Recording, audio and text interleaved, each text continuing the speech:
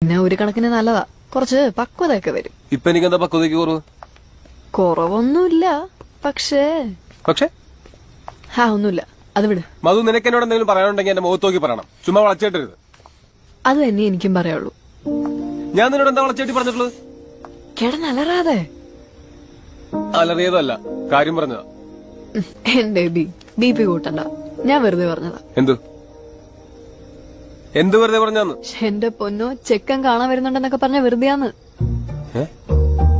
എന്തിന്? ഞാനും അങ്ങനെ പലതും പറയും. പിന്നെ എനിക്ക് ആരോട് ഇഷ്ടം തോന്നിയിട്ടില്ലെന്ന് പറഞ്ഞില്ലേ, അത് ഞാൻ ചുമ്മാ പറഞ്ഞതാ. ഫോട്ടോ അല്ലേ, എന്റെ ഫ്രണ്ടിന്റെ വാട്സാപ്പ് DP. അല്ല, സാർ ഇത്ര നേരം എവിടെയായിരുന്നു? ഞാൻ പുറത്തൊരു ചായക്കടയിൽ വെയിറ്റ് ചെയ്തിരിപ്പുണ്ടായിരുന്നു.